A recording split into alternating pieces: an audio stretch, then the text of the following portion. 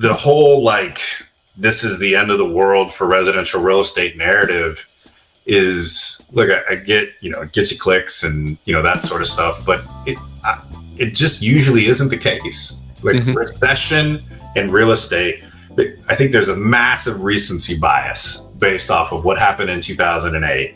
Yeah, I know it was technically a recession during COVID, and everybody sort of just, we just sort of throw that one out, right? But there's a natural inclination to think that this one will be like the last one, and they aren't. No two recessions are the same.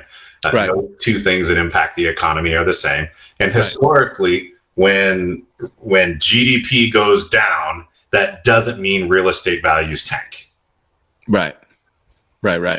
Although, I mean, that's, I don't know, man. Like, I wonder how much of the GDP numbers are nominal versus real, but that's a whole different discussion. Yeah, same with inflation, right? Yeah, that's a whole different discussion. Like I said, I mean, the thing that I worry about is everyone's like housing market, whatever price, like housing market's collapsing. I'm like, prices are still going up double digits. Yeah. Right? How can you say that housing is collapsing?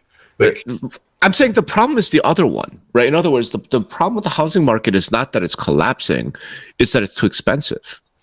No, like affordability is the problem, not number of sales, right? And I don't see affordability changing because of this. Everyone's expecting it to. It's like, well, inventory's sitting, they're going to cut their price. I'm like, well, are they? No, I don't think that. Well, it's never one thing, right? It's always a series of things, a series of fortunate or unfortunate events, right? There's no one solution for affordability. There just isn't, right? When it comes to affordability, there's only three calculations in a mortgage. One is how much you want to borrow, right? The other is at what rate. And then the last one is for how long. Most people who own a home already don't want to see the how much people are borrowing goes down, because that means there's downward price, right? The value of their home is going down. So the people who own already don't want that. The people who don't would prefer it to go down so it's more affordable. Right. We tried tinkering with the rate into, the run up to 2008, and that was a pretty bad experience. So I hope we don't tinker with the rate. That only leaves one thing, term. Right. And you're starting to see this now where this was in England, but England pushed out term. They're looking at 40-year term. We have 40-year mortgages now, but banks don't love them. So they don't make it price sensitive enough to where it's any significant savings. So if a person was comparing a 40-year note to a 30-year note, they would just pick the 30-year note.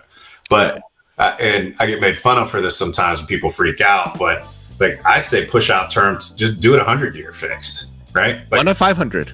Sure. Why limit it to 100? Right. I don't know, because 30 to 100 sounds like a lot. 30 to 500, I don't think I can pull that off, right? I mean, if it's gonna be generational loans anyway, like make it generational. It's like your grandkids will be paying it. Like, and maybe make it only for first-time home buyers. I'm also fine with that. Like, sure.